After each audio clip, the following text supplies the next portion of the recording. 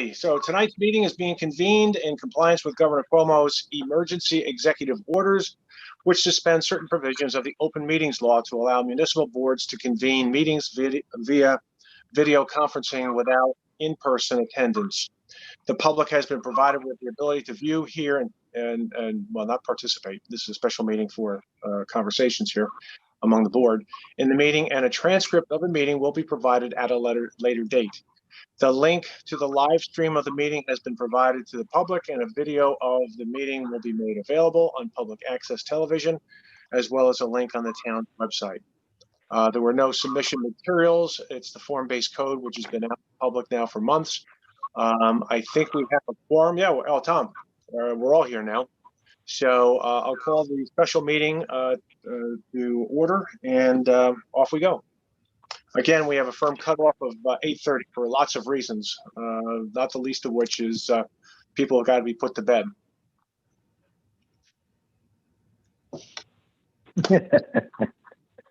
So we were just talking beforehand. I was unable to, I saw the stuff in the Newcastle town board on our email. I was unable to get in. I see that Tom did something, and I saw that Kanan did something with Tom's something, and I saw that, and etc. But I had prepared some information, some notes, which I did not have a chance to wordsmith this afternoon.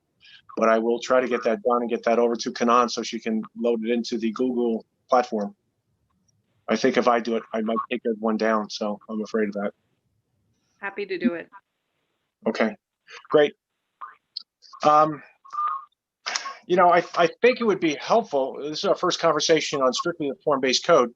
I think it would be helpful for a lot of reasons, but to very quickly identify those things that we believe are positive about form-based code, just maybe the theory of it, what we're trying to accomplish with it. I was joking this afternoon with Nick.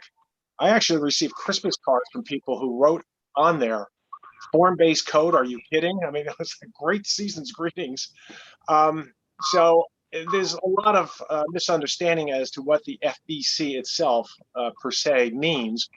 There's been some other stuff that's been attached to it, so we can talk about that. But I think it would be helpful if we just identified what the town board is thinking about with a form-based code in terms of it seems to me it's just a different way of saying where, how much, and what kind in terms of activities in a town. It's just a different way of zoning. Instead of on a grid, Euclidean, it's based on the way things should look, the way things should be set back, texture, sidewalks, those sorts of things, architectural treatments, of course. And the other thing, which I like the most, because I'm not an architect, is getting away from this micromanagement in terms of usage that we have with our current zoning code, which very often triggers a long process for people to make a change in sign. I think it's gotten much better than it used to be, but some of the stuff that we have to really struggle, and I don't think there's really that much that the local government really needs to get involved in terms of a change in one kind of a restaurant to a delicatessen or vice versa. And we've had situations where we've had applications before us where the building inspectors had a hard time trying to fit a circle in the square and saying this conforms with zoning, so that the applicant didn't have to go to the zoning board for a variance.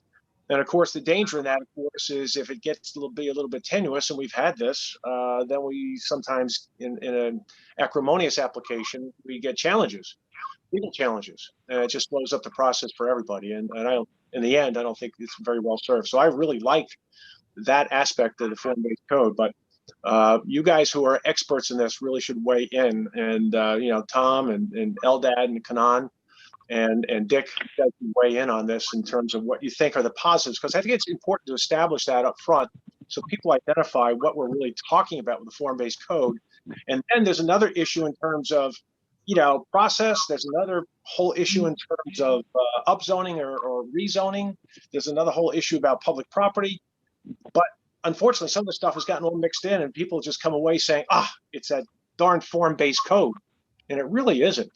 So if you guys could weigh in, I think it's important to set that stage so that everyone knows, where we are and what page we're on. Hey, Bob. Yep. So I welcome, I appreciate that introduction, and I welcome the opportunity to weigh in on, the concepts being proposed here and what, and some of the positive, attributes and some of the goals here. But I do want to just correct one thing. This is not our first meeting on the form-based code. Oh, it's not? Right? Did we talk about it last time? I'm sorry. They're all because one big meeting to me. Yeah. for a Okay. while. This is the second. Okay. Second. Thank you, Felicia. Right. Thank you, Eldad. I mean, I had a meeting on the form-based code. I just hope it was with you guys. Yes. You really would have been better off perhaps with some other folks. Yeah. I mean, it might have been a dream, Might have been a lot more progress. so I'm glad, Bob, that at least your long-term memory is still intact. That's good. Say, excuse me, before we go any further, I'd just like to find out what's going on with Dick's. I keep on having my screen interrupted by a green phone signal, and I think it's because of Dick's audio. Is that what's happening? Yes, he has a different audio and a different video. That's all. His microphone is not working on his PC or laptop, so he's dialed in. So he's dialed in on the phone? His voice Yeah. through the phone, his picture is through the computer. So when he speaks or make noise, because he's not muted on his phone, you will see a green phone handle come up. So is it possible for Dick to mute his phone but still listen in and then unmute when it's time to talk, for him to talk? So Dick, can you press mute on your cell phone? I don't know. Maybe I can do it, but I can mute him if you want on his phone. Well, okay, I have a mute button. I'll press it and let's see what happens. Okay. It's just very distracting to have this. So Tom, the other thing you can do is in your settings, you can turn off anybody who doesn't have pictures. So that way you will never see the phone at all. But I will still be able to hear him when he speaks? Yes. Yeah. Yes. Yes. Oh, how do I do that? Under view. Under where? You should have a button that says, actually not view, it's under Stop video? No. that arrow no, that's video. Go to the microphone. Yes. Let's see. If you go into audio, let's see if it does it with audio settings. It's the video settings, actually. Is it video settings? Video setting? Yeah. Video settings. Yes. And then you can turn off anybody who does not have a picture. See, it says hide non-video. Non-video participants. I got it. There you go. And then Thank you just- very much. Sure thing. Okay, I think we're good. Thanks. Okay, good to go. Well, Dick, if you want, you can unmute your phone. I can unmute, and I never was able to mute it. Came back again. The green button is back again. Oh, well, we'll just live with it. Okay, sorry. So, Bye. so we have actually, we talked about this last time a little bit. I know that at the very least I made Sabrina happy by talking about the fact that the form-based code is just a little bit about the difference between, Euclidean zoning and form-based zoning, and that, there's a lot of noise about we must stop the form-based code, but it's not the form-based nature of it, I think, that people are concerned about. It's more the fact that they're concerned about additional density downtown. But it seems to me that there's sort of at least two goals here, a process that has twofold positive benefits, I think, from the town board's perspective, which is a rezoning of the hamlet and an upzoning of the hamlet, and also a rezoning in a form-based way, which means being a little bit more prescriptive about the size and shape and look of buildings and less prescriptive about use. and it's intended to simplify the process, like Bob was talking about. From my perspective, and I think this is no secret, as there's a video of me out there talking about it. I'm very much in favor of some form of a form-based code that does an upzoning to the downtown of our town. The idea of bringing in a different type of housing stock is, from my perspective, again, can be very positive for our town in a lot of different ways. One of the ways that I've talked about a lot is has to do with social justice. And I think it's really important. And I'm actually very proud of our town and the town staff for proposing something like this. Exclusionary zoning is one of the biggest issues, social justice issues in America, where there is zoning in place that effectively creates barriers around towns. And this is one way to get at that. It sort of invites other people into our town. Of course, the inclusion of affordable housing is a big part of that as well. But even without affordable housing, just the provision of market rate housing that is of a different type invites different, allows for an opportunity for others to come into our town in a little bit of a different way than exists now. It's a brave thing to do for our town to put forward, and I'm very supportive. I'm not supportive of every little detail in the proposal, but that's the point of this whole process. The town board has kept their hearing open still and been going on for a long time. The whole point of our critique of the EIS was to improve the process, to make sure that we end up getting what is the best version of a town, of a rezoning for our downtown that we possibly can. Our role in this is, one was to critique the EIS, which I thought we did a very good job of, and now we're talking about the code itself. There's the policy aspects, and then there's the process aspects. We started talking about the process last week, and that's with how Conan started the Google Doc. I think we do need to finish that conversation, but from a policy aspect, a increase in density in our downtown is very much the right thing to do from my perspective, and I'm happy that we're considering it. And the question of whether to include town land or not is very much a valid question. I think perhaps we may disagree on some of that, but it is a legitimate question to ask, and I think there are positives and negatives to that as well.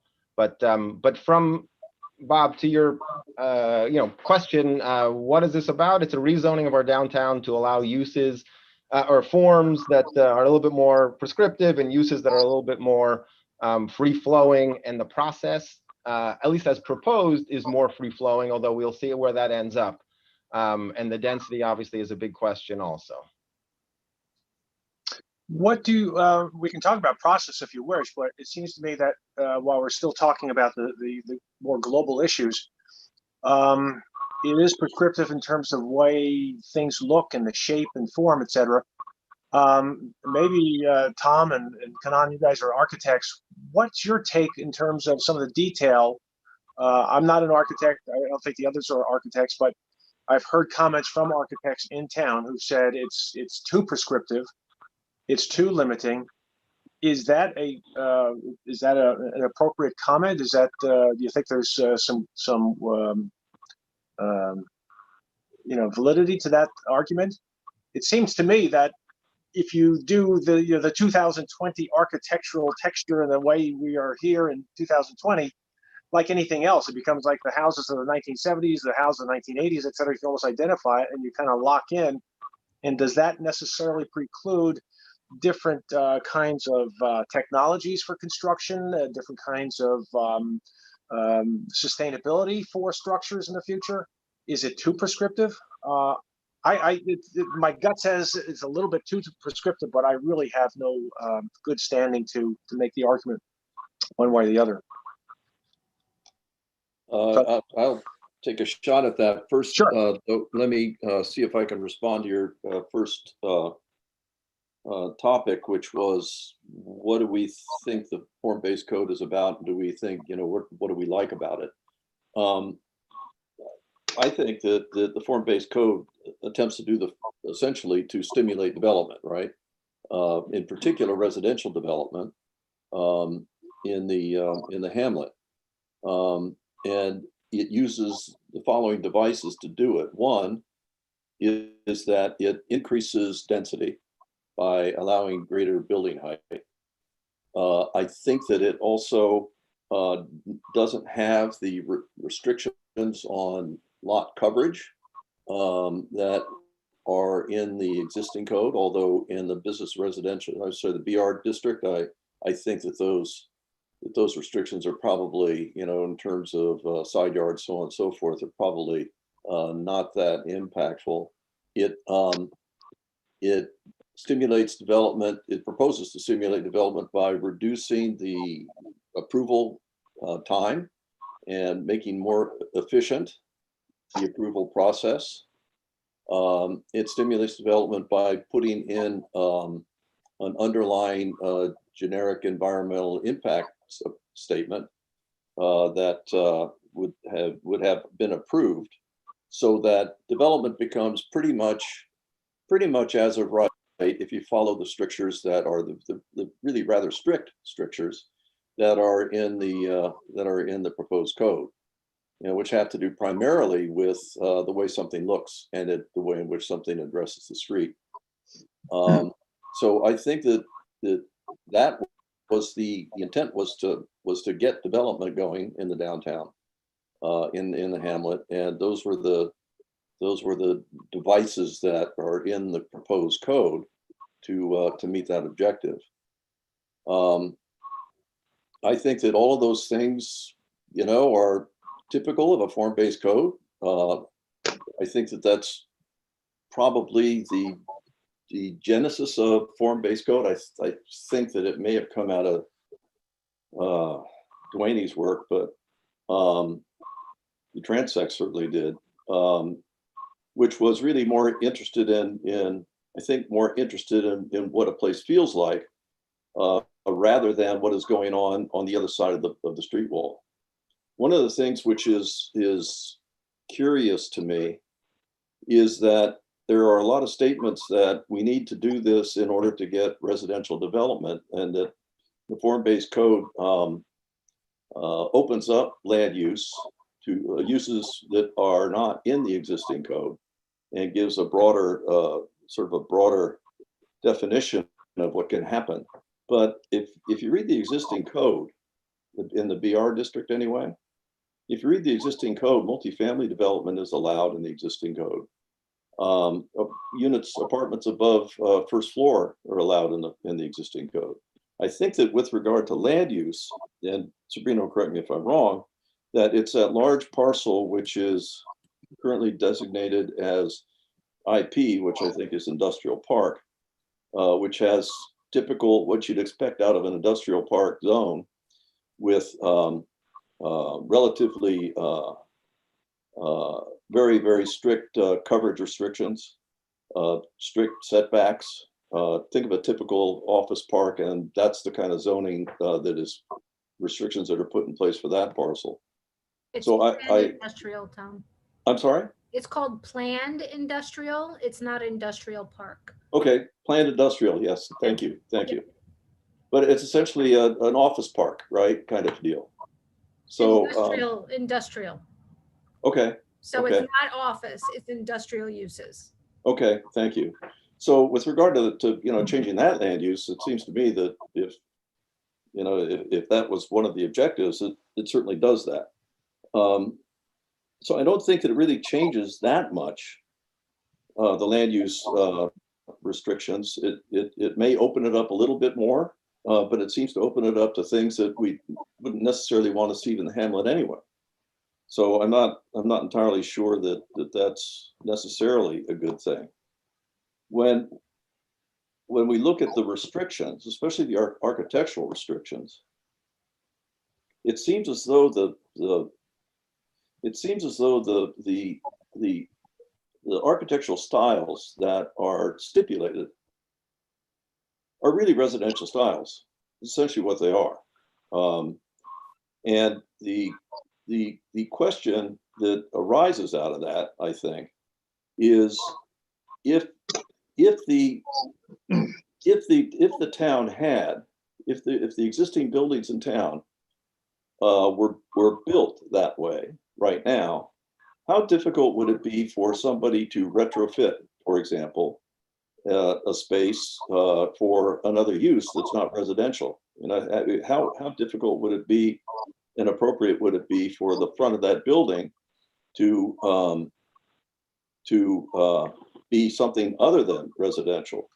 You know, a lot of times there's a lot more glass that's required. A lot of times there are different things that are required in a building that are logically represented in the facade that this particular code would not allow.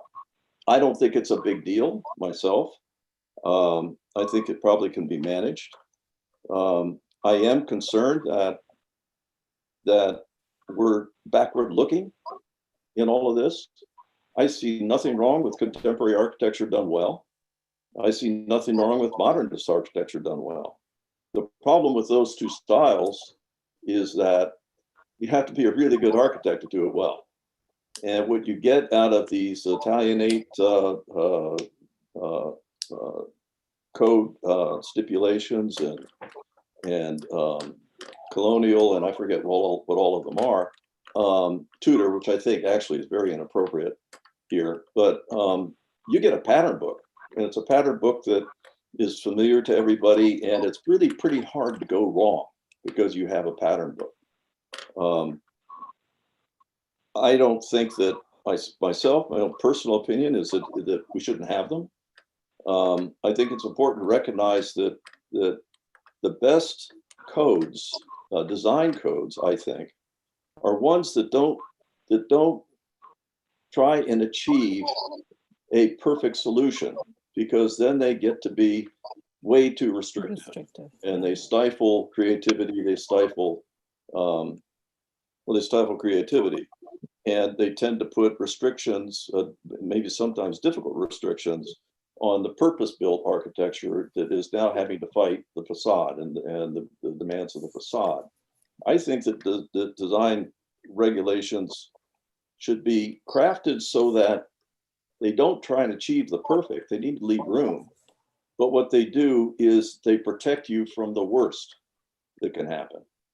And, you know, I don't, in the context of this particular code, it would take quite a while for me anyway, and I probably maybe wouldn't be successful in doing it, to figure out exactly what that would be, what kind of code that would be. But I'm curious, I mean, what's wrong, for instance, what's wrong with Art Deco architecture? I don't understand what's wrong with Art Deco architecture. And it may be that this consultant feels that it's wrong for the town. I get a little bit uncomfortable with consultants who dictate style. I don't think it should be their role to dictate style, but that's an example. And I don't know what's good about Tudor, right? I mean, Tudor seems to be inappropriate. So the only area I think that, and Sabrina can correct me where I'm wrong, the only area that I think that the style question is released to creativity, I think, is in the civic uses, where you can have a building which is a new town hall, a new library, community center, which is not restricted to those styles. And I think that's totally and completely appropriate. So I think it's too restrictive.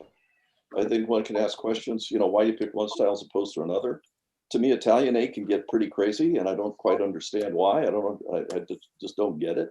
If I was to, you know, pick a style, I would say, you know, neo-colonial, Greco, Greek revival is really more appropriate to the history of our town and the history of the area. And let's just leave it at that and just go from there. But it's not a big enough deal for me to sort of want to have the planning board make us think about it. Okay, good. Thank you. Tom, what are your thoughts? Yeah, so I wanted to take a stab at more why I think the form-based code has some merit to it, right? I think even from an absolutely layman's perspective, the idea that you're thinking about that area in the hamlet collectively to think of where can you get it, or where do we see it growing as a town body, as a residence. Just sort of thinking about it in a very holistic way is very beneficial to all of us, I think. And we've seen so many different towns where that sort of piecemeal thinking has not got us to the kind of results that you would want to see. And there are so many questions about how it is done correctly and how it has been rolled out and how you build the support around this kind of charretting to understand what the form-based code offers is actually a very legitimate, if you think about just massing out blocks, without getting into architectural styles, just massing out these blocks with different versions of it and putting it on a map. It is something that is very clearly is going to show you what is it going to look at when it's built out maximum, and what is it if we find a middle ground, and what is it if it's, we can intervene what that looks like in a very different way than if we were looking at it just from without form-based code. So I think that's the first aspect of it, and it doesn't have to be the uses. It's really about the form itself and percentages of how much we're going to build, on what land we're going to build, what kind of use, and then just massing it up becomes actually very clear to any non-planning, architectural person to understand what this place is going to feel like. And I think that is one merit which is outside of a lot of the others that you've talked about, which is, having the EIS figured out for a large group to accelerate growth. The last thing I would also say is that the increase in density of housing is going to help make our retail, however little it is, however small, more viable, because you're just going to have a certain amount of feet on the ground to be able to make any of that retail viable.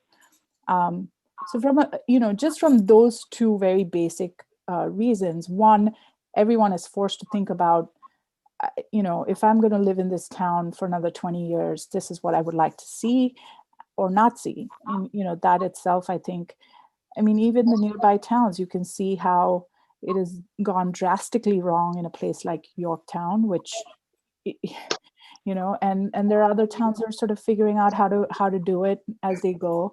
But I feel like thinking about it holistically is a great idea, and the form-based code almost forces you to do that.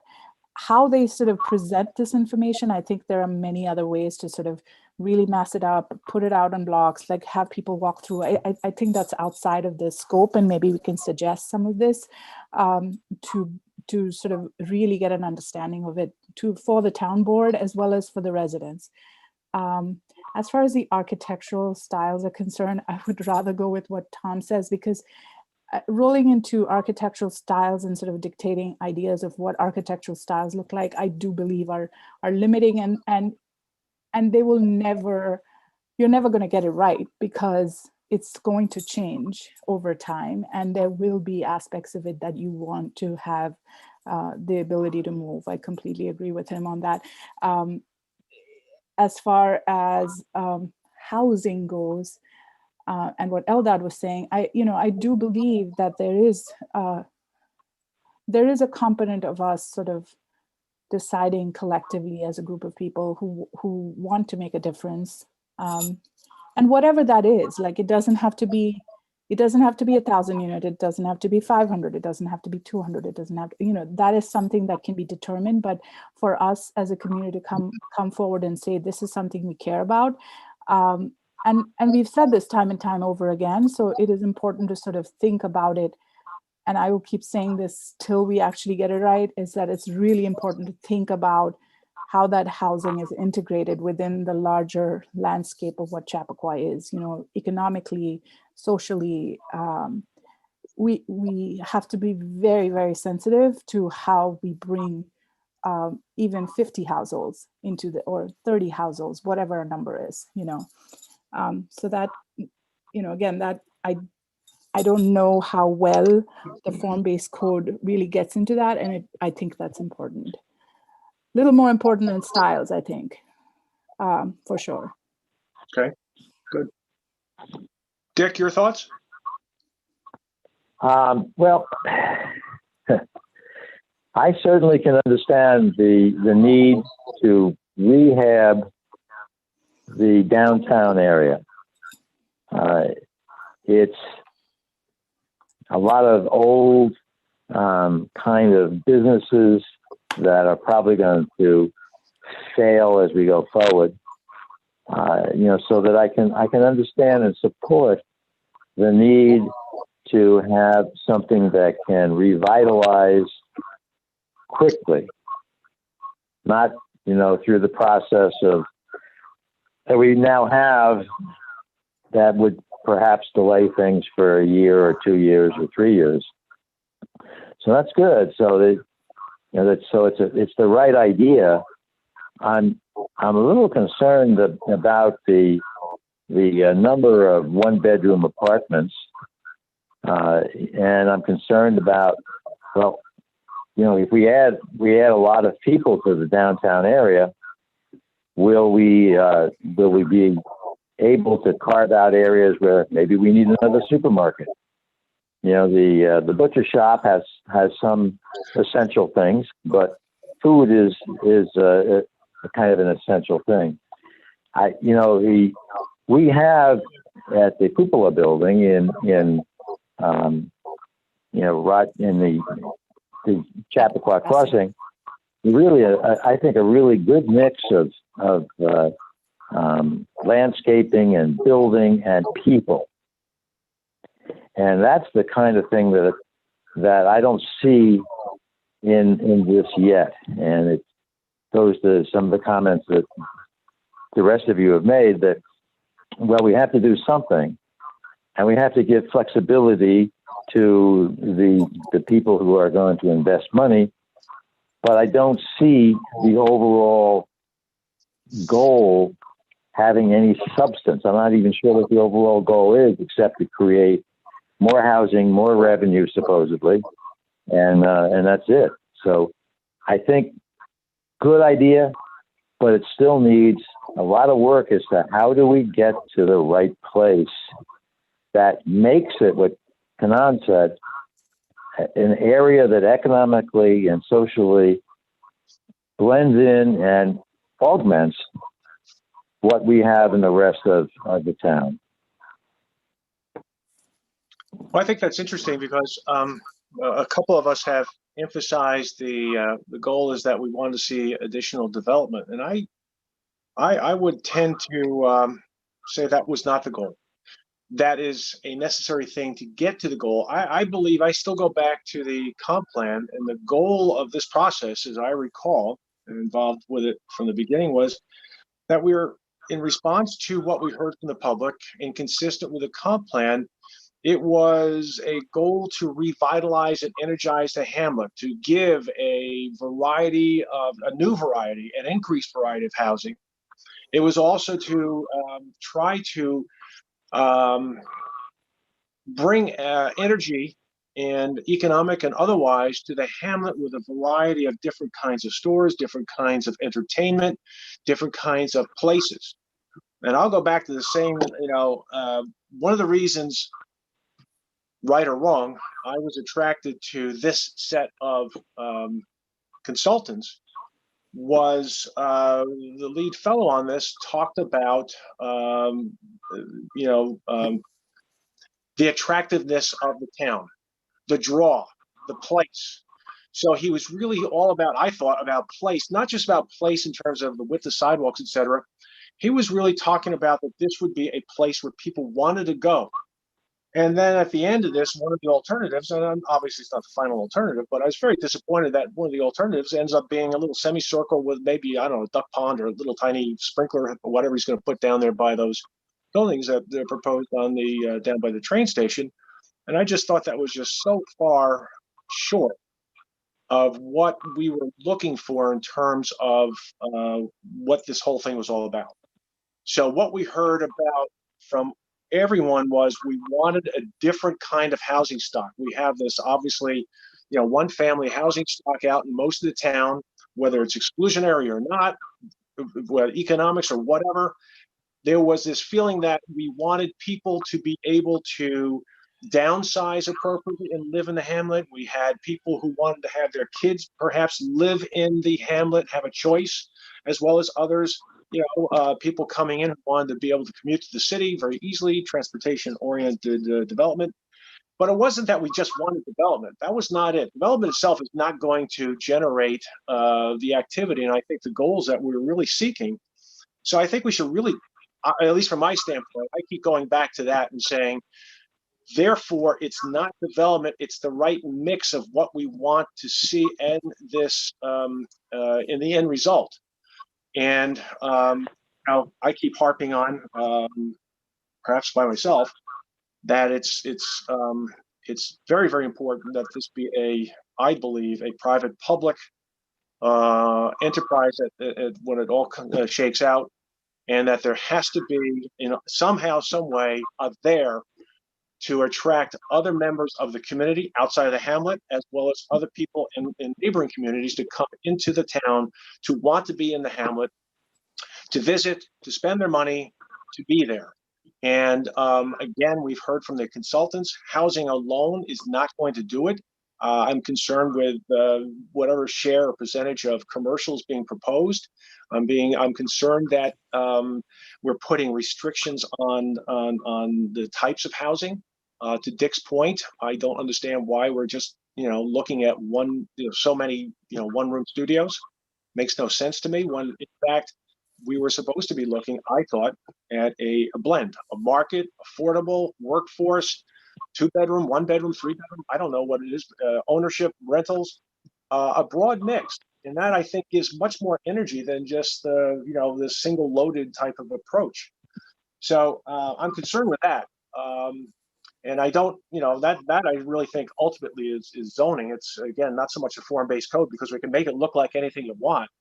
You can build it out in the density and the forms that you want. But what is it that we really want to do here? And I don't think it's just development for development's sake, because we're going to get more density and that's going to do it, because we've heard from our consultants, it's not going to do it. It's not going to draw people in. So I think it needs to be broader thought, and all on board in terms of the concept and going in this route. But I think, to Dick's point, there's a lot more work that has to be done here in terms of thought and understanding where we want to end up. Yeah, so Bob, Second that. I remember we had many conversations in that working group that you and I think there may have been a couple others who said, gee, don't we have a bigger imagination than just residential? And, what is it that the town can be for people who would want to come and walk around, because people are less and less likely to go out shopping. They are more likely to want to go out to a destination to have an experience, rather than to go out and buy a suit. Go out and buy something on the street. So in bricks and mortar. So we lost that argument. Yes. And I don't think that we are going to change. I don't think we're going to win that argument right now. I think we need to keep making the argument. But I think that the distressing approach that the consultant took was to use residential development in order to define the EIS envelope for density. And not just density, but traffic and all those other things. Right. And maybe that was the right approach, because maybe those impacts, residential development, actually delivers the greatest impacts of any land use. I don't think it does, but let's just give them the benefit of the doubt. Mm-hmm. And so that preserves within the EIS a bigger development envelope for whatever future the town may decide it wants for its property in the hamlet. And I think that what's unfortunate about the way in which it's been presented is that the form-based code has been presented, is that you got these renderings of these 5-story buildings right in the middle of town surrounding, the train station. And as though that's what the town wants to build, as though it has been decided that that's what the town wants to do. And I think that the town board really ought to, I don't know to what extent they believe that really is what they want to have happen. But I would suggest that they find a way to come up with a different message for that and make it a message about, no, we're not really talking about, forget that visual, which is really hard to do. Once you put a visual in front of somebody, it's really hard to it's like you can't unring that bell. But to talk about it in terms of possibility rather than what is definite. Wayne Gretzky has this great observation about how you play hockey. He says, don't skate to where the puck is, skate to where the puck is going to be. And what we need is, where's the puck going to be, right? And if we set the environment that allows different futures on that piece of property and is communicated as an open sort of different futures opportunity, great opportunity, then I think that it's easier to support the form-based code on that basis rather than the specificity that the images convey. Yeah, and I think to a very large extent, and I understand this and I appreciate it, is that it was thought that this really needs to move forward, quickly. And we heard the term many, many times that this was the best way. This was low-hanging fruit. This was the easiest way to get something going because it would be town property, wouldn't with a GEIS, et cetera. A developer would have fewer hurdles and would be perhaps more attractive. It was right there at the station. And again, my sense was that there was this notion that we had to get something out there to get it going, to get the ball rolling, to get the inertia going. And I can understand that, and I think there's probably a good deal of validity to it. However, low-hanging fruit is not a planning concept that I'm familiar with, and one that is really should garner much in the way of support. You got to take care of the tree that's providing the fruit, and that one-time picking of the fruit is, I think, very short-term and short-sighted. So that was the issue, I think. And I think instead we should be emphasizing to prospective developers as well as to folks in the community to buy into this, that we've done a lot here to make this attractive. We've come up with, we're going to go with a form-based code. We're not going to be so prescriptive in terms of usage and square footage and these sorts of things. And we've got this GEIS, which is, by the way, not a planning study, but it's something that will help you. It's a springboard to get you past that initial stuff that takes so long and so much time. So it's going to save all that time and effort and money. But from there, developers and landowners, now from here, you guys have to kind of work this out and let's see what comes of that, without leapfrogging and getting out way over on our skis here in front of ourselves, and make some decisions that really are going to have some long-term impacts and not the best in terms of what this hamlet still could be. I love that about the puck, not necessarily Wayne Gretzky, but the puck was good. So Bob, I think having a sense of kind of where we're all coming from is actually super helpful, and so maybe we haven't all kind of stated this before, so that was helpful to me. And there's no surprise and nothing wrong with having different perspectives. I think a lot of it has to do with sort of our experience, professional and otherwise, and maybe that leads to a healthier discussion and better outcomes for all. But in the interest of time, we should probably dive into the specifics. And if I could make a recommendation that maybe we pick up the process talk, if that's okay with you all. Sure. We were talking about it last time, and I think that was the springboard for the Commons Google Doc. But ultimately, is that okay, Bob? Yeah. Oh, absolutely. Yes, it's perfect Okay. segue. You know, I think ultimately the big question on process here is that the FBC takes away or changes the process and the role of the planning board as it pertains to the hamlet. And there's a lot of concern out there and possibly in here as well about that. And we should absolutely, I think, make a recommendation on that specific piece of it. You know, I have stated that I'm comfortable giving up some power because it advances the goals of this proposal, which is to speed things along in the downtown. But I also am sensitive to the fact that not everyone feels that way. And so, I mean, maybe there's a way we can. I mean, we could also not change the process, right? I mean, people don't come to the planning board for us for everything, obviously. Anytime they want to build something, they can build something as of right. But they come to us if there's a lot merger or a lot subdivision, or there's some other specific reason that they need to come to us. And that could remain the same in the hamlet, right? I mean, there's no reason that the process has to change, that the rest of the FPC could stay intact, right? Correct. Absolutely correct. Absolutely correct. That is correct. I'm not, if you look at the stipulation of the form-based code, however, there are, it seems to me, many more details with respect to how one develops on a lot, percentage of frontage, setbacks, and all of that stuff, and there's a long list of it that really is somebody needs to make when if a developer comes in and says, well, you know, I want relief on that. Those things aren't things that the planning board would see unless, I'm guessing, there was a lot merger. I don't know what would be the window for us to get in there and participate in that.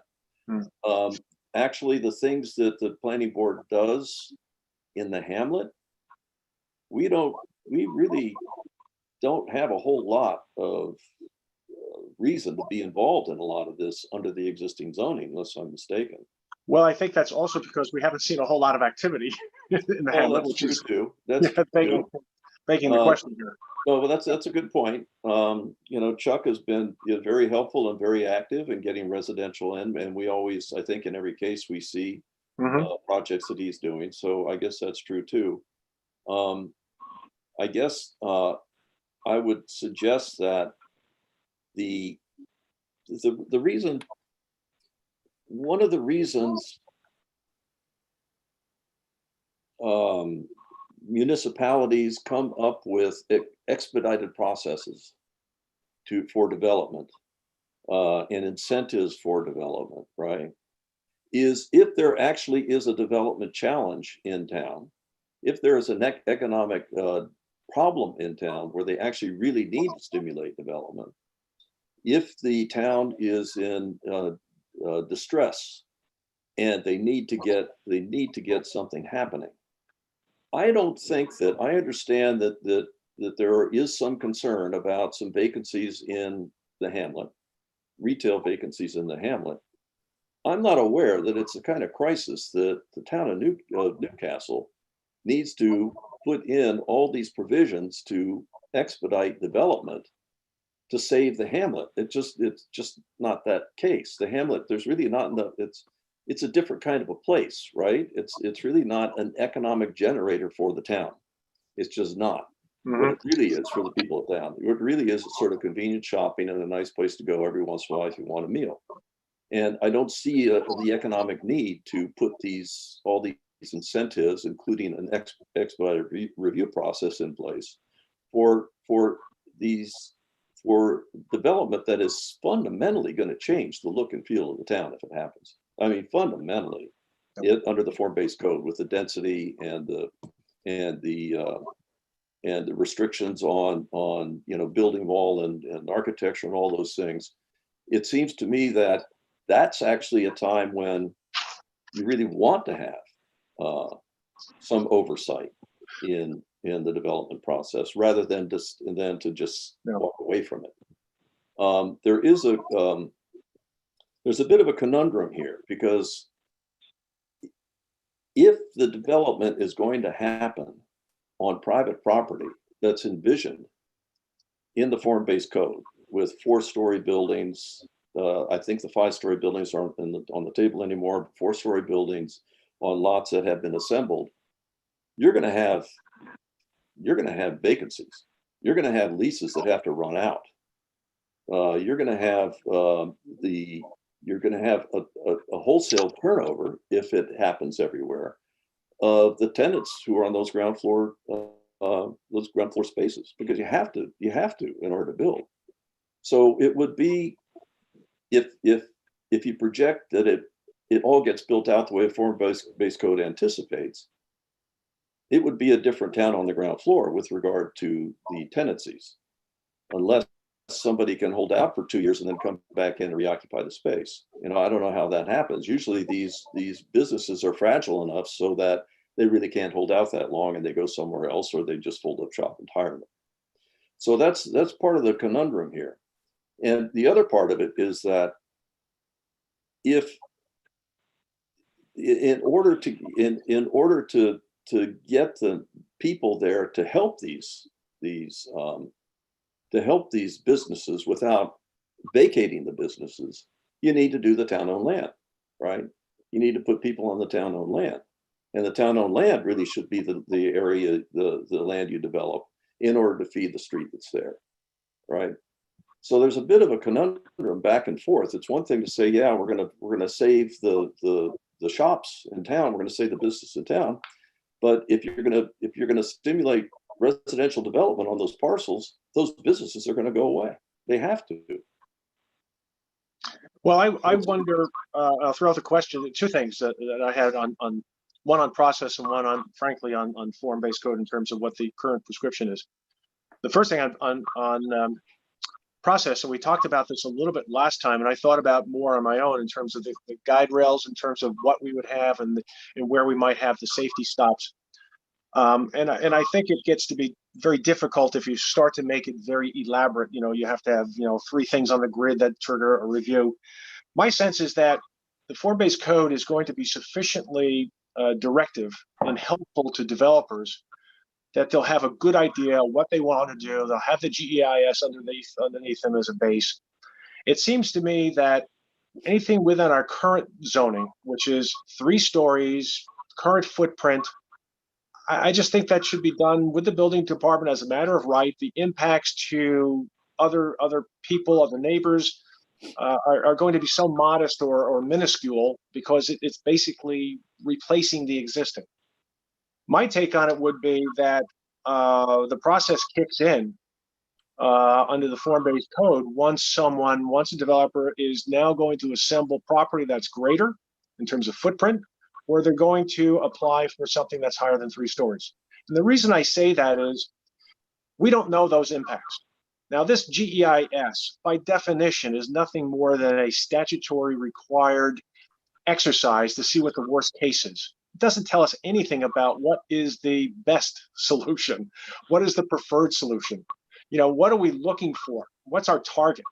So it helps us in terms of prescribing, that's too much, so that'll be just a little bit too much and too bad.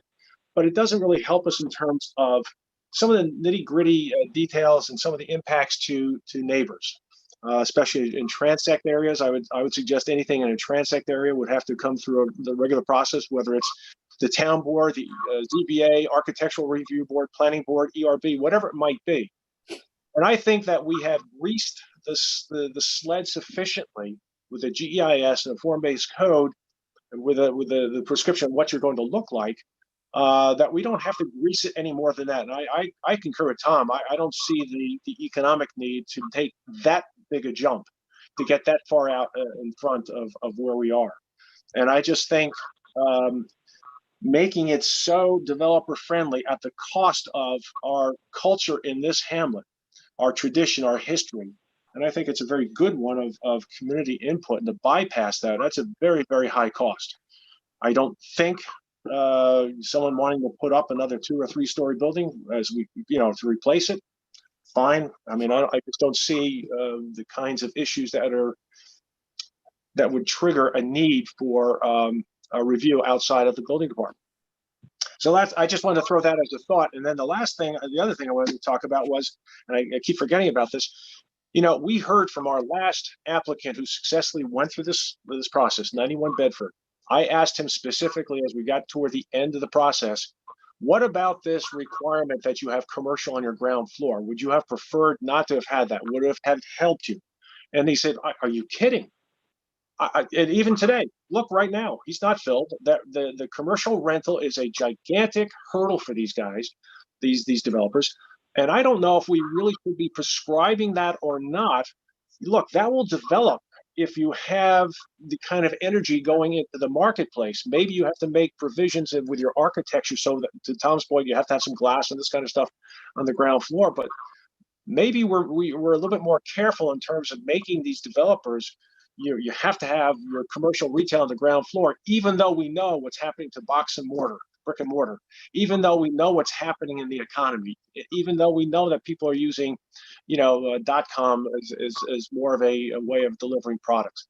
So that's one thing I think to be very careful about. And I think it's very easy just to sit there and say it's got to be 20%, 30%, it's got to be here. And I'm not even sure why it has to be here versus some other place in the form-based code area. So I wanted to throw that out for comment and thought and see what people thought.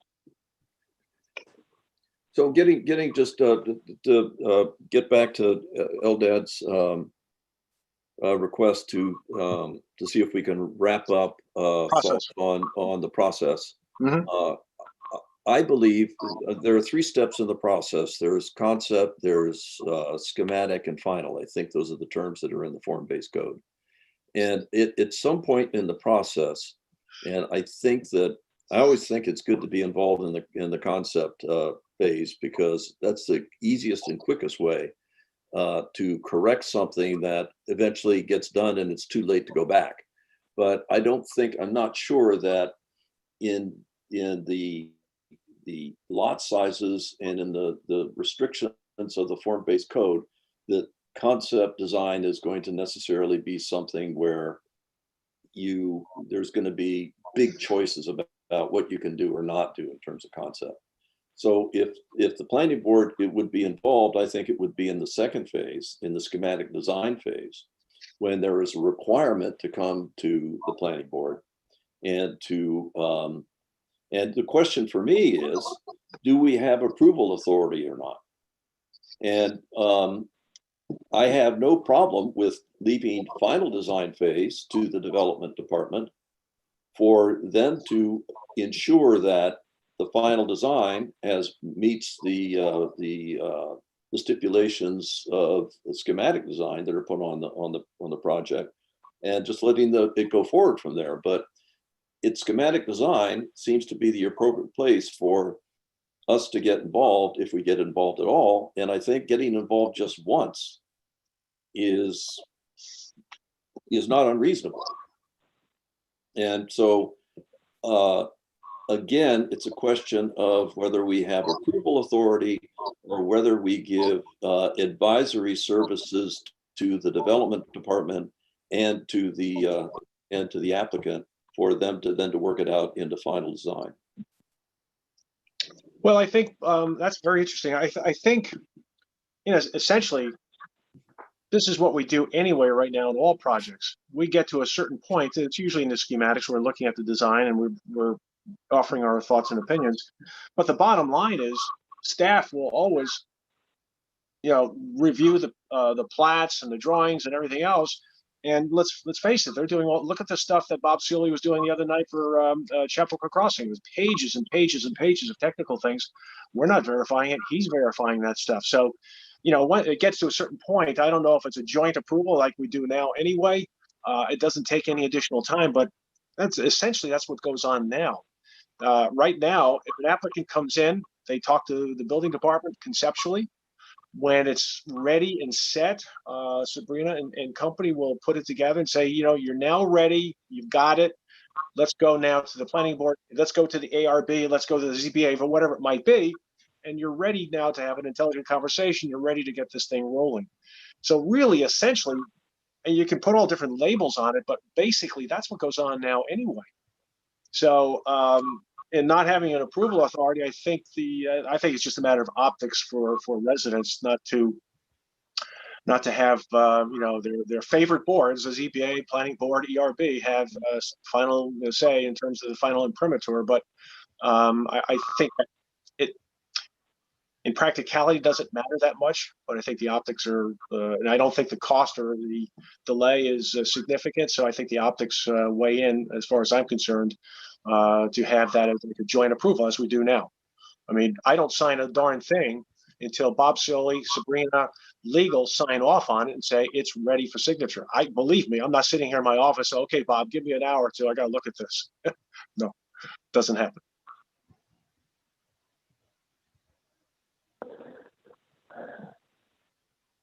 Well, should we go through some minor things and get those off the list of things we have to do? Or should we? Do we think that a stage type of approach is the way conceptually to go? And then my concept that I throw out is clearly not the one that we necessarily want to go with. I just throw it out for conversation to say, yeah, I like some sort of staging. I like some sort of guide rails on here. Maybe that's too much. Maybe it's not enough.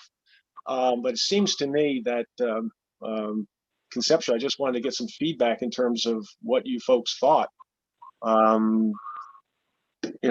I think a lot of it, if you're going to be building under 3 stories and that's what we already have, why do we have to get involved? Maybe just the ARB gets involved. I don't know. But I'm not so sure the planning board needs to be involved. I'm not so sure the zoning board needs to be involved. Well, if I could just point out, there's a lot more to a streetscape than building height. Yep. And so, you can have a really good 5-story building and you can have a really terrible 3-story building. Yep. In terms of setbacks and all that stuff. Yep. And open space that's provided on the lot. And so it's a little bit more complicated than the height of the building.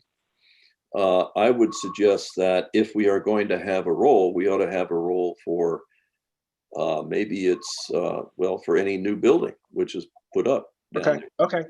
And if we're to have a role, and I think we should have a role, and I think if we're trying to come to some sort of a conclusion about how we feel about it, I think it should be at the schematic design phase. Mm-hmm. And I think we ought to be able to see it once, make our recommendations, and then see it again. And if maybe we don't need approval authority, maybe we just need the comfort that we've seen, the revisions to the schematic design, and just let it go on, whether it has to go to the ARB or whether it has to go to another board. That's not, I don't think that's our business at this point. I'd just let them figure that out. But Tom, one of the things we thought about last time, and I think Eldad was the one who thought about this, was maybe even at that one look, the schematic, we do it in a way that's coordinated with the ARB, whoever else might be involved. So again, we try to expedite this whatever review system we propose might be a little bit more expedited than we have now. Yeah, I think that's a good idea to put in there in black and white. Right now, it's not clear what the ARB's role is. And as we discussed last time, the ARB usually looks at things just once, and that's that. So Tom, that fits in. Sorry, Dick. Tom, your proposal, not that but what you just suggested is an increase in the role of the planning board over what we have today outside, in general. Whereas the form-based code proposes to decrease the role of the planning board. And I wonder, I don't think that that's necessary here. What would the justification for the increase in the planning board's role? Just that there's greater controls here or greater density that would justify our participation in the hamlet over the rest of the town, or what might it be? Well, it would be that if you go through the list of items that in the form-based code are discretionary in the development department to make decisions about requests that a developer might have, it's a very long list. And if you were to imagine just the worst case, which wouldn't happen, but the worst case of all the wrong decisions being made there, I think you'd have something which, you know, maybe you were not happy with the outcome. There's just a lot that is, it looks to me, there's just a lot that can be changed, that can go awry, I guess is one way to say it. I think that's sort of number one. Number two, just because we don't do it now, I think, is not reason not to do it in the future. I totally agree with that. Again, skate to where the puck's going to be. And here the puck is going to be in a different kind of code, right? Which is going to be essentially controlling the development of the hamlet. And it seems to me, Chappaqua Hamlet, right? It seems to me that there ought to be some board, right? Which has the 5 people on it who can give their opinions on things, people who know about this kind of stuff, and the venue thereby for the public to come in and make comment to all of it. And so to me, that's the justification to do it. For me, the only question is whether we actually have a sign-off authority or not, and you know, resolution approval or not. And I don't think we need that. I think that it would be, for me, I think it would be good if I think it'd be sufficient if we saw it once, gave our comments, saw it again, and to be sure that what we had commented on had been done, or reason why not, and then let it go. And I promise you, my guess is if we stick to that, it's not going to expand the duration of approvals on any project. They have to go through a lot of other things in order to finally get the final approval. I still make the case that I think the planning board is not the board which people ought to be complaining about necessarily. If they don't like the time it takes to get things approved, there are a lot of other approvals they need to get, you know, with the county and all that stuff. So I don't think that is to do it the way in which I'm suggesting. I don't think it's onerous at all. I just think it's the responsible thing to do. So yeah, I agree with you on the last part as far as timing. I'm not worried about extending the time all that much by the process you're suggesting. You know, if it was just me, I wouldn't suggest increasing the role of the planning board here. I would probably be comfortable with, you know, maintaining the same role that the planning board has in the rest of the town with in the hamlet. But your suggestion that it not be a binding role is, for me, is very important. If you were suggesting a binding role for every development, every you know, building permit that's pulled in the hamlet, I couldn't support that. I mean, I wouldn't support that. That's just too much. But you know, oversight, maybe, you know, it might be too much, but it also may give comfort to a lot of people that are concerned that there might be no room for the public to weigh in, or, you know, sort of like a runaway development in the downtown. At least there's would be an opportunity to you know, raise concerns and make sure that the plans are certainly in line with the code as it stands.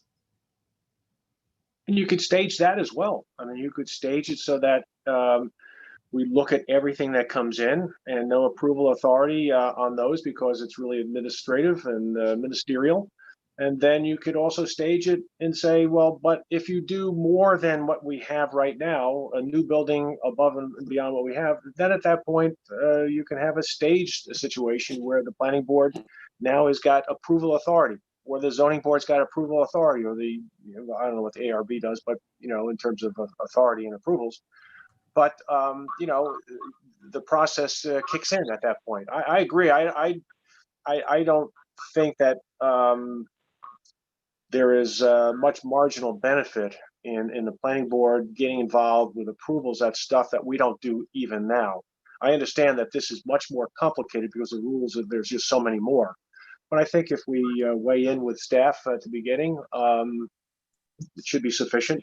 I am very concerned about public input I don't think we have sufficient information with a GEIS to say that means all 4-story stuff is perfectly fine. I mean, Dick has raised all kinds of issues about the geologic stuff, underground water. We've talked about sun. We've talked about sustainability. We've talked about solar power being cut off. These are important. We're talking about view sheds. We're talking about impacts to current residents. So we've heard so much from, what is it, 149, is it Greeley? King. King, I'm sorry, King. So, I mean, these are legitimate concerns, and these are stakeholders, these are property owners, and they should be heard. No matter what we do at this point, and in this GEIS, we can't possibly fully understand all the issues and all the problems and concerns that might arise with a given development. I just think to foreclose that and to sell the public out in terms of its input is just as proposed. I just no way I can support that. So Con and Dick, what do you guys think? Well, So, sorry, go ahead, Dick. no, please.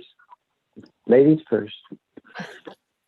No, so I do believe that we should have oversight, primarily because I feel like our opinions may or will change, and that there are so many stakeholders that we should be listening to. I also believe that leaving it, in general, I wouldn't call it runaway development, but having been in the development world, there is a tendency where there's a short-term impact that they're thinking about, right? Like when you're going to build something and leave, or sell and leave, or hold, I think that there is a very different perspective, and for that one reason, I think it is important that stakeholders who have interest in, who have long-term interest, be involved in the approval process. I mean, I'm not in a position to comment on like the time taken in the past and how how we can reduce it and all of that. I'm all for efficiency and creating as much efficiency as possible. But I do believe that for us to have a pulse, and when I say us, I mean the town. I'm not talking about a particular board, just because I'm too new to actually comment on that. But I do feel like for us to have a pulse and input is important, because I mean, that is ultimately self-governance, right? And in that sense, I feel like it's important for us and those who are within the boards to actually have a say. I'm not of the opinion that it should be hindering progress, and I'm sure we are all here with the intention to not hinder progress. So any kind of efficiencies we can build in would be helpful, would definitely be helpful. And then the other perspective I have is opinions change over time, right? And so the same people may be looking at this problem a little differently. So upzoning or a little more density might be seen as the viable way to bring in a certain amount of vibrancy that we're looking for. And that might change in 5 years. I mean, so again, at that point in time, it would be important to have a board that can see the immediate need at that point when finally you have somebody who's come up with a proposal to have a say, I think. Good, thank you. Dick, you wanted to talk? And more importantly, you wanted me to shut up, so go ahead, talk. That's okay. We're trying to do bigger issues. That's more sensible. But when I went through the code, I find little things easier than bigger things because I'm an engineer. And on one page it says that very steep slopes would be handled by the planning board, and then later on it says it's discretionary. So there are things like that that mess up the process for me. But I think a bigger thing would be that some, I don't know how to go about this, but I would think that the parking lot that we have near the train station is not going to be filled in the future. That may be a future, maybe a year from now. And somebody should study that as part of the GEIS and see what can be predicted there, because that piece of land is the lure, as far as I can see, for this whole project. Low-hanging fruit, I don't really like that idea, at all, because with those words, because usually that's stolen. The fruit that's higher up costs money. It requires concerns of safety and everything else to get it done. So low-hanging fruit, bad terminology. It makes me think of thievery. I think that if the land that is now for parking is diminished logically, then it opens up an opportunity to have either an entertainment type of scenario developed there, or a major kind of company that's in perhaps pharmaceutical and studies and things, or electronics and digital kinds of things that happen now, which would then lure people in for the jobs. And then the educational system that we have, starting even with middle school, some of that space could be used to train people to work on these other jobs. So I see something like that, but I can't put it together yet. I think that's a town responsibility to try and elicit ideas as to what could be done, and see what kind of information and projects are sketchily, that's okay, schematic, that would be fine, that would really create a vibrant downtown. Our son, we asked him when this whole thing started with the coronavirus, doesn't he want to come back up here into Chappaqua, where it's much safer than New York City? And he said, hell no, I don't want to come back up. There's nothing to do. And that's why I think that it just can't be housing. It has to be linked to some plan doesn't have to be an implemented plan, but a plan that gets something in the vein of what I talked about. And then we also have to fix, or suggest changes to some minor thing. Okay. It's interesting what Dick is saying right now. I wanted to give an idea of something similar that I had worked on. And I'd mentioned to Eldad when we were talking about the early housing piece. So I worked on a project, which was a limited amount of land that was controlled by the Port of Seattle, and they wanted to own it. So it's sort of like right now the town owning that land, right? And they wanted to own it, but they wanted to come up with what does that town, what does that little township look like? And I think that's what Dick's alluding to, is it's almost like a smaller scale, or just this little smaller piece that you're thinking about as in terms of the form-based code, and going further on it and saying, okay, what would that look like, and what would that scenario look like? And I find that intriguing, because that is the most opportunity. I agree. I'm not sure whether it'll be, a pharmaceutical company or any other, because there's so much office space across this county that is right now lying vacant, and it's trying to be repositioned everywhere as housing. And so I'm not sure what it would be, but it would allow, I agree, a lot of thinking about what that would look like in terms of design. I'm sure we can't, that's not how we can suggest, but the reason why I bring up that particular instance is, that really allowed us to sort of put together pieces of what that would look like, in terms of use, in terms of form, in terms of impact. There was conversations of large pieces of, like infrastructure that were nearby. And it just gave everyone, we had to have all these very big public meetings where you had a lot of different neighborhoods coming in and giving you comments and things like that.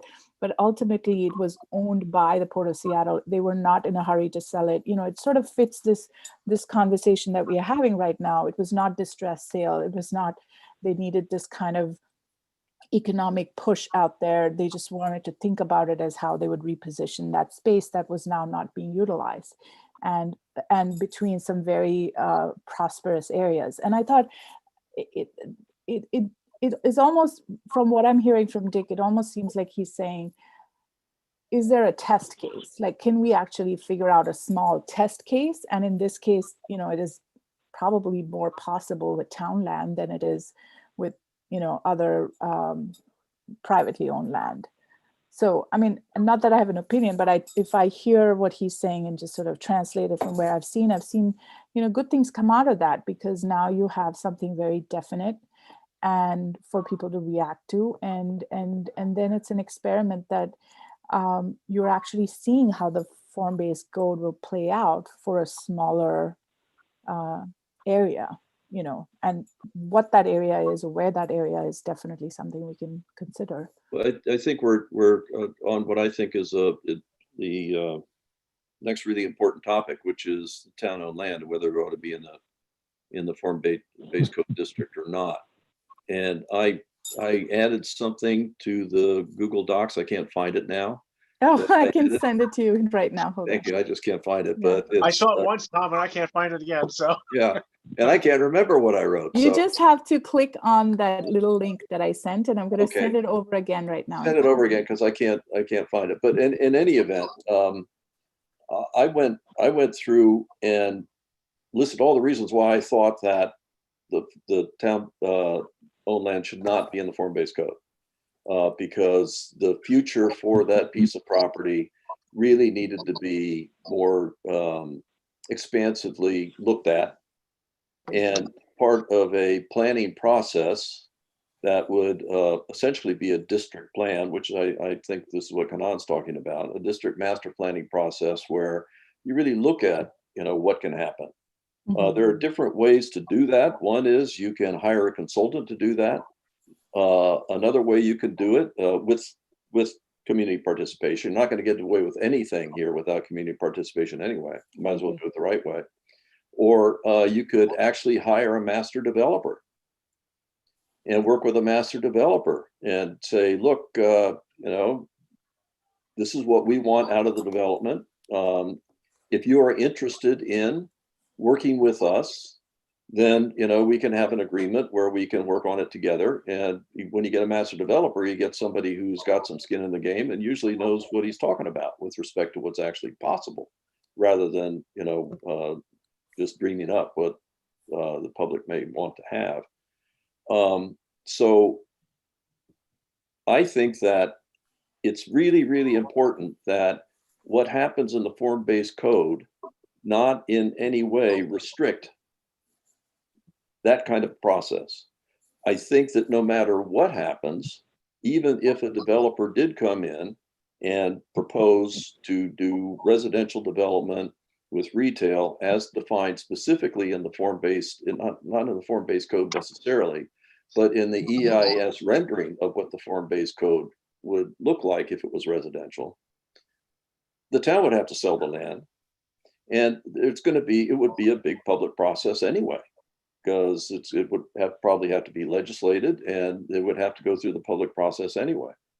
So I went through all the reasons why I thought that, gee, it's just putting too many restrictions on the property, which would frustrate that process. But then I went through the form-based code again very carefully to see if, in fact, there were provisions in the form-based code that would allow that process to happen. In other words, make new streets and blocks, right? Reconfigure the land and the property in a way that would be specifically purpose-built for a district plan that the town came up with. And it occurred to me that there are enough provisions. I think there's enough room in the form-based code to do that, to change all those things around without having to re-legislate another code to do it, without having to start over, and presumably without having to issue a specific amendment or a new EIS for that. Because one of the benefits you're supposed to get out of this whole process is a blanket EIS that's you don't have to do that all over again. Mhm. So I came to the conclusion that actually maybe it's not a bad thing for the purposes of the EIS. Maybe it's not a bad thing that the town land is in the district. You get the benefit of the EIS. There are ways within the code where you can, come up with a master plan without blowing the whole form-based code apart. The two caveats I had was, one, it's a little bit scary to have the rendering of what the form-based code looks like to be this big residential development, which is just real. I mean, that's candy to a developer. I mean, they just walk, they're ready. I promise you, we already know they're out there because I've spoken informally to them. I mean, these are guys in Manhattan who are ready to come in. And the other thing is that it relies on the town board to, not necessarily this town board, but any town board, to actually take the initiative to do the master planning, to do the district plan. And I think that we aren't in the position, or should we be, to tell the town board what to do here with respect to that. I mean, that's essentially, we can recommend that this is what they ought to do. But to suggest that you can't have this land in because we don't trust you to do the right thing is just it's preposterous for us to say that. So I'm coming to the conclusion that with one final look at the code itself, that maybe it's actually okay to have the town-owned land inside the district. So Tom, it's funny because I was early on a proponent of keeping the town-owned land in the rezoning area, and then you guys sort of began convincing me a little bit that it might be worthwhile to keep it out. And I'm now I'm on board with your thinking, because I think that in the sense that we want to, we have the benefit of the EIS right now, and that's not to be disregarded. I mean, it's not that you couldn't do a new EIS down the road, but we have one now, and so that could be very beneficial. And there's going to be a public process, a lengthy, drawn-out process, maybe a charrette, maybe a master plan, maybe a master developer for the town piece anyway, undoubtedly. And so, and there should be, and there absolutely should be. I think we're all on the same page there, and so, keeping it within the process now, I don't think takes anything away and only adds at this point. I agree with you also that a picture is worth 1,000 words, and once it's out there, you can't unsee it, right? And so that is sort of what it is. But here we are, and so we did get away from the process, finalizing the process discussion, and I'm going to come back to it. But since we got to town-owned land, definitely from a what should we do? How should we attract people? Is it just housing? Should there be a charrette? Should there be more master planning involved? The town-owned land is where all that needs to happen, I think. Obviously, it can happen elsewhere, but it seems like that makes the most sense. That's going to happen. I think that this town board has talked about that they wouldn't do anything on the town-owned land without a referendum, although I'm not sure if that is a requirement going forward. I don't know if that binds future town boards. I thought I appreciate the analysis of the irony of it, of the change, perhaps, but I think that it should not be for housing, and unless there's no other, way to use any excess land that gets created. So I don't think it should be in the general approach. It can be in the program, but I would heartily recommend that it's a piece that has to be looked at based on a charrette or a wheelbarrow, whatever it is, of carrying ideas around. Then it can't go just flat out to housing. And you could put it in that it has to be reviewed. It would be reviewed, in consort with all the plans and the ideas and the process that we have. Say that for 5 years or some period of time, it's not going to be housing. I'm sorry, I just have to disagree a little bit on that, because I do believe that it needs to be a mix of different uses. I also really strongly believe that, as Bob was saying, there needs to be a mix of different types of housing, like various housing, and then it's important for us to think of what kind of housing that is. That said, I don't think we should blanket say it should not be housing, for the simple reason that if you think about some of these office uses, if you think about just Westchester as a whole, you're going to see so many different office parks / industrial, upscaled, etc., that are just lying vacant, that everyone is trying to reposition as housing. I mean, there's a reason why every single person wants to talk about housing right now, only because that seems to be, oh my God, there's a crisis, we need housing, and we need it more affordable. And so let's look at every other, opening. Even in New York City, they're talking about that, right? They're looking at all this office space, and then they're saying, let's think about how do we put in housing there. So I just don't think that we should, again, restrict ourselves there. I do believe it wants to be more.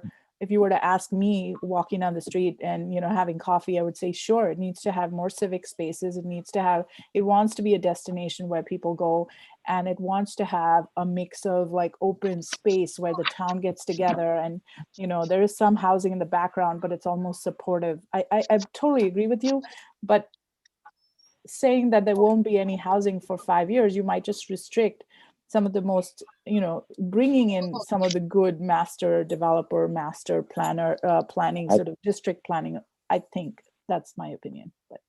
Well, I don't see how 5 years makes much difference for that one parcel when all the other parcels can be developed, and it gives us an opportunity to see what's happening. So I must have misunderstood you. No, I see your point of view. You're saying for the town-based land, we should say no housing to start with. That's what you're saying. Sorry. Well, this is just, I think that if you just think of the process that the town have to go through, it'd be like 4 or 5 years before anything happened there anyway. Right. Anybody got a shovel in the ground anyway.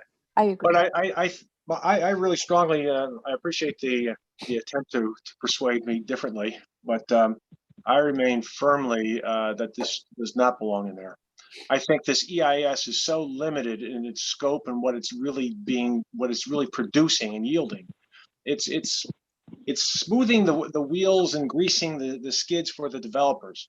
But is it really providing us with information in terms of what we want in terms of the optimal development? I say not.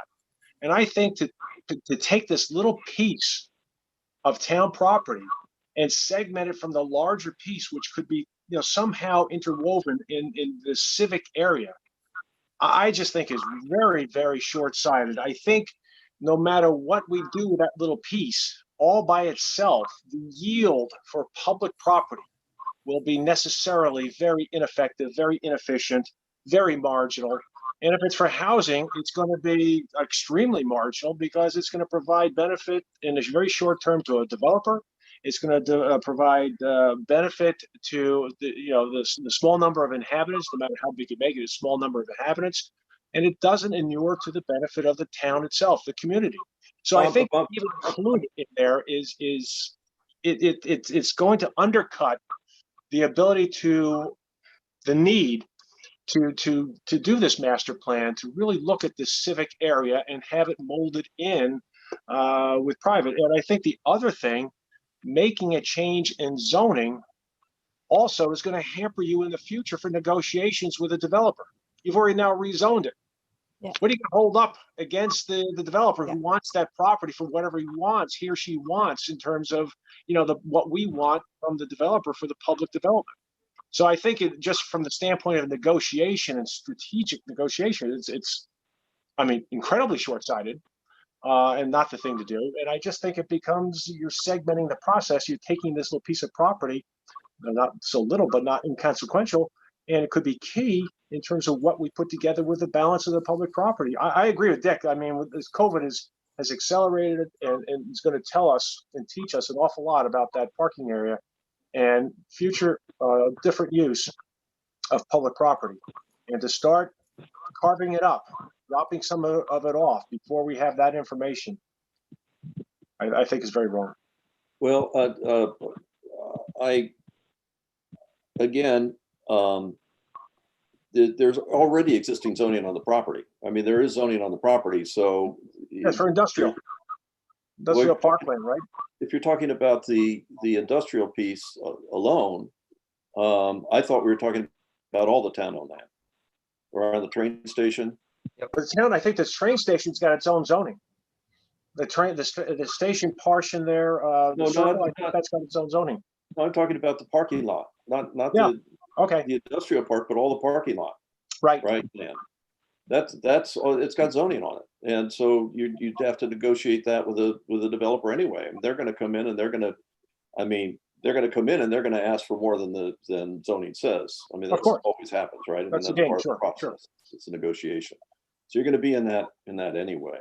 And I think that what Kanan and I think that Eldad's on board with this also, is that every concern you have, I agree with. I completely agree with. And I will be, I'll be happy to, get in that foxhole with you.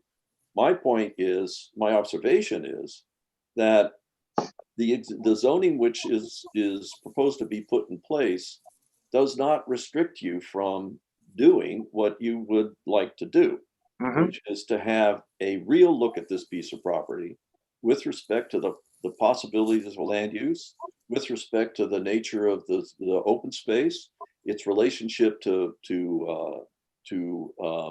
Main Street, its relationship to the train station, all of those things were not done and haven't been done and absolutely need to be done.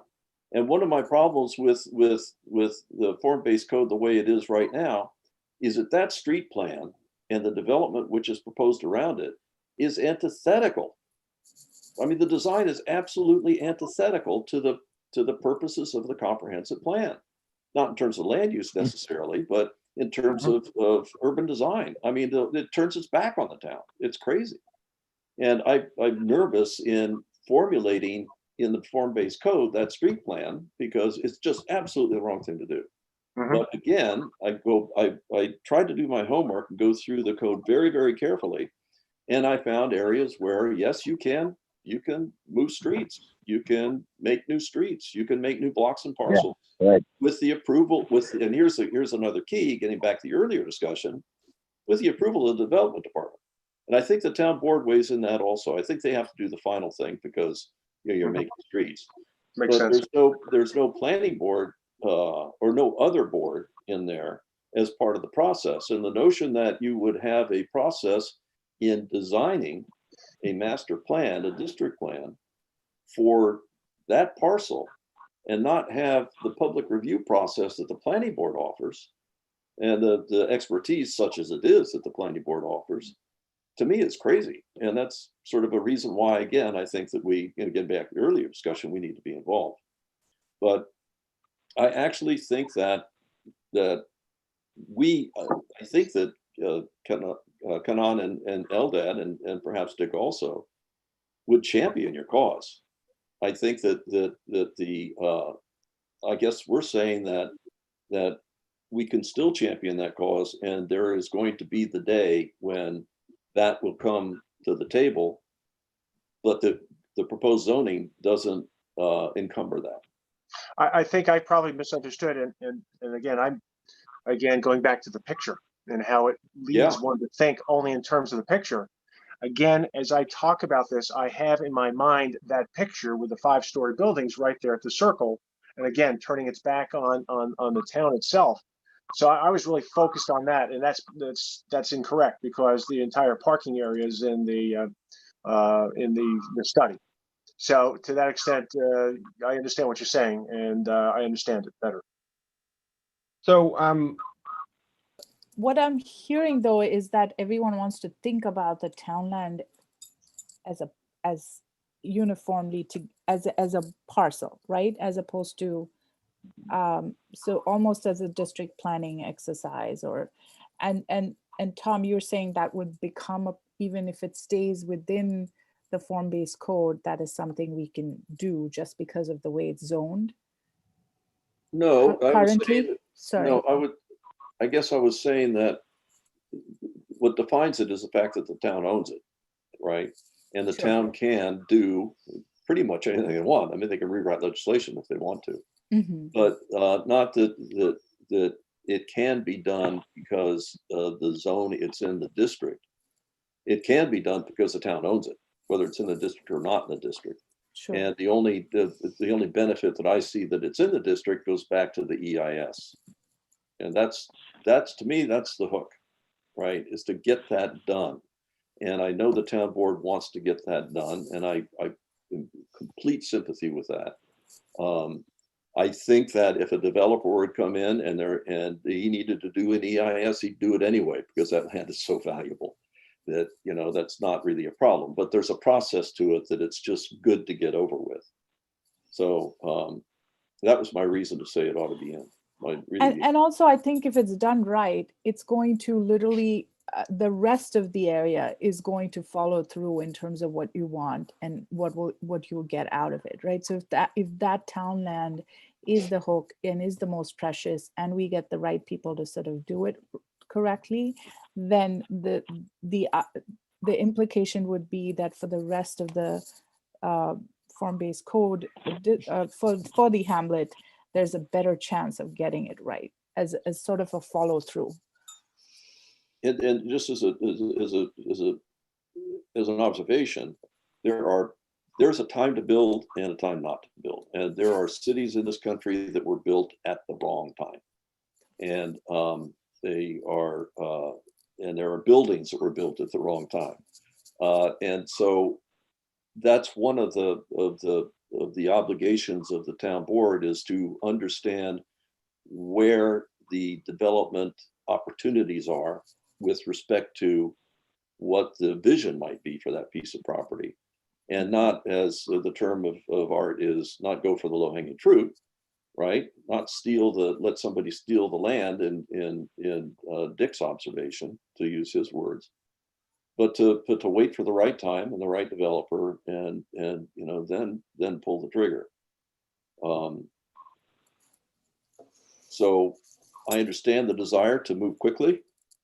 That's what we do in this country. We try and you know, get things done quickly. Land is an asset rather than a community resource, right? And the land is a commodity, and it ain't that way in small towns in Italy. I promise you. Or India. Yes. So there's a lot in play here, but I'm suggesting that there is still the opportunity to do the right, I think, the more comprehensive, right kind of district planning within the code the way it's proposed.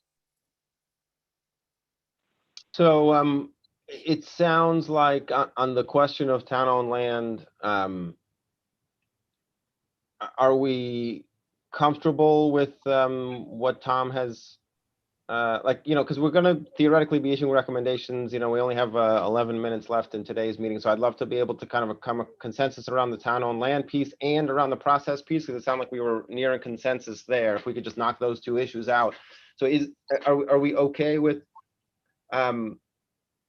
you know, as Tom described, keeping the town-owned land in, maybe making a comment that we would love to see a more, you know, area-specific master planning process there, but we understand that is a possibility, but to keep the, you know, our recommendation would be to keep it in order to benefit from the EIS. Yes, I'm convinced that would make sense. I will take a shot at drafting the justification for our conclusion for everybody to take a look at. because I do think it needs to Right. be with caveats, right? With, Yes. you know, well, this is why. I think the caveats are key to sort of add a little steering to guidance, if you will, recommendation. So I'll take a shot at that on Google Docs. Great. I just put the link there Thank you. for everybody to look at. Okay. Just So, click on it and it'll open up. That's great, because I actually think on this issue, essentially, especially when it comes to the substance, we're all, I think, in the same place ultimately. So that's good. On the process question, I think where we ended up, the proposal would be, or the recommendation would be that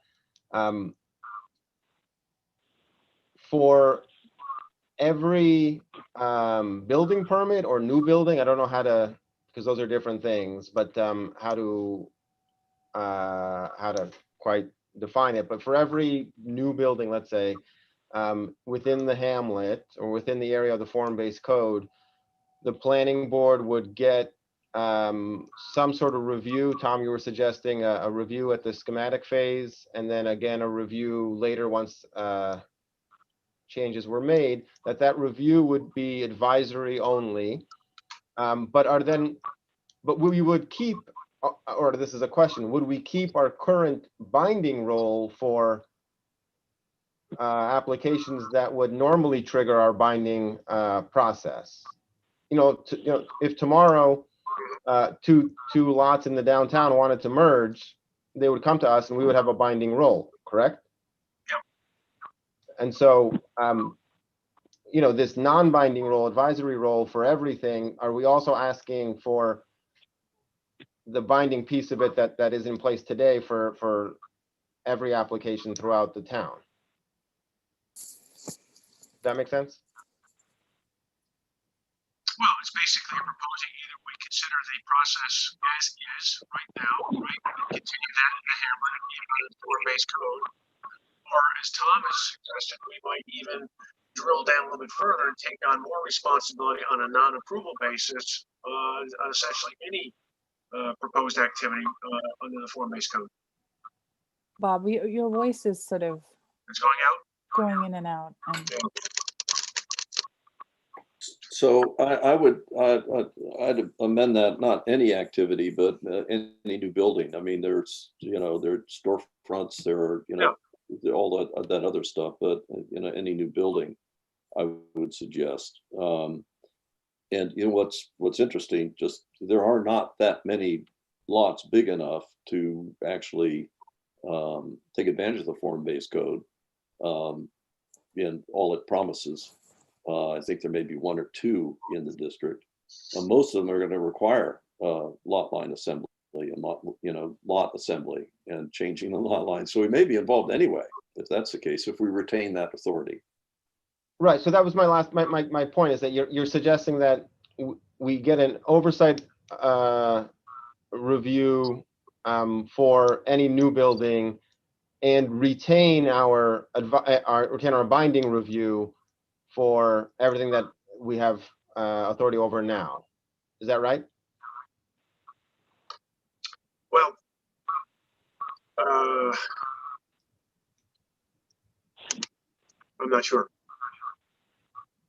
It might be something that we need to crystallize for ourselves and put down on paper, and then look at the alternatives and say, yeah, let's do 1, 2, or 3, or just doing 2 and 3. In the last few moments of this meeting. But I think we're all on board in that that there is some need, substantially more need for review and public input than is proposed in the code. I think everyone's on board that is just not something that's going to wash, that should wash. And I think from what I understand, the town board's on board with that also. So now, what do we want to do? Do we want to, I really have to think about it more for myself, because I think Tom has raised the issue that the complexity in the areas of need for relief from some of those complex rules, it might be that it's something that needs to be out in the public, or it needs to be at least reviewed by the ARB or by a planning board or a zoning board, whoever has the right, the jurisdiction. Yeah, I think we can simplify. We don't need everybody for every project, but I think that that's the right tact. If the public property, it needs a public review anyway, right? Doesn't it? If its purpose is going to change. And I think that there has to be a place where the public has an ability to say something about the project, and that can be early on.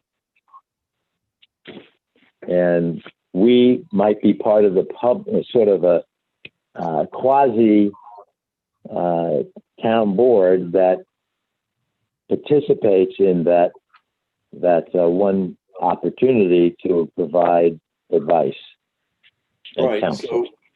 So just to try and focus it, to pose the question for people to think about, because we have 4 minutes left here. My proposal was that be at the schematic design phase, and that there be as an advisory role, and that we see it again, a project again in the schematic design phase, to see if the changes that were made based on our recommendations. Now, I don't think we should feel shy about claiming, however, we shouldn't feel necessarily shy about claiming an approval authority here. I mean, there's no reason to believe that the town board wouldn't look positively on that as well. So I think we really ought to think about whether it is inappropriate for us to actually have an approval authority. But at a minimum, advisory in schematic design meeting and a follow-up. For new buildings, and then for lot mergers and all that, we would have a binding approval authority like we do now. Yes. Yeah. And what you're saying, Tom, is that, and I think you're probably right, is that it may be a moot point for most of the developments that come out of this anyway, because most of them will require some sort of lot merger. Yeah. It could be, but I'm not. I wouldn't rely on that. Yeah, I wouldn't. Yeah, no, I'm not relying on it either. I'm just saying that if we include the lot merger remaining approval that exists today, then we'll probably have almost de facto binding approval over everything that happens in the hamlet anyway. Yeah, I think retaining the approval authority to the extent that we have it now makes good sense, because I've done this a long time, and if you don't have that final kick, it's great to have input with some of these developers and some of these applicants, but we all know what happens when and then just go on and do their own thing until they really understand that it's not going to go forward with an approval. There's a lot of yesing that goes on, and I think just frankly to support the staff, the staff needs that kind of support and that kind of ability to have someone kick someone in the pants and say, no, you have to do it this way.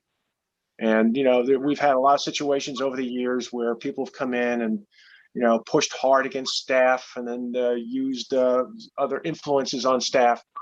I think it's very good to have it out in the open, transparent, and an approval. And to Tom's point, I don't think we should be afraid of it. I think we should retain it. I don't think it's going to slow this up one iota in any kind of meaningful way. So I think, Tom, your proposal, it seems to be accepted, across the board. I mean, we don't have much time to continue discussing, but I just want to make sure that there aren't any like huge objections. Otherwise, maybe we can try to write that up as well as something we can circulate and look at in addition to the town-owned land piece. Who's the we? I've already got a homework assignment here. I don't know, Tina Bobby. I'm happy to write some of this down. I've been taking notes, so I'm happy to put it into the Google Sheet. Great. Yeah, and then we can figure out how to consolidate it, I guess. So Good. Mr. Chairman, yes, did we schedule another meeting on this subject? Yes, I was just going to talk to Sabrina about that, and Nick and Felicia, see what they had available on their calendars for another 6:30 to 8:30 session. We're doing pretty well. Oh, I'm getting a lovely. Pretty close to Yes. 8:30. So So keeping it to Thursday nights? But Yeah. I also would like to at least skip 1 week so we can get ahead Sure. of minute taking and all of that. Not that we'll be caught up in a week, but understanding that there is no time crunch on this, Sure. we have to administratively catch up. How's Oh, I was going February to 4th? suggest February 11th. Yeah, I mean, seriously, but let me just look at that week a moment. Hang on. And Pam, can you check the other calendar where we're tossing around these dates? I don't know if I have access to everything that's scheduled, but I can see. Okay. the 11th sounds good. There's a new moon. That's good. And we missed Groundhog Day because I didn't want to do it on Groundhog Day because we would just go over and over the same thing. Do the 11th then, 6:30 to 8:30 on the 11th. In the meantime, we'll work on these drafts and we'll make some good progress. That sounds great. Good. Thanks all. Thank you. Thank you. I guess we Good formally night. need a motion to close our You meeting. do. Yes, you do. Is there a motion? Motion. Second? Second. All in favor? Aye. Aye. Felicia, Aye. please feel better. Thank you.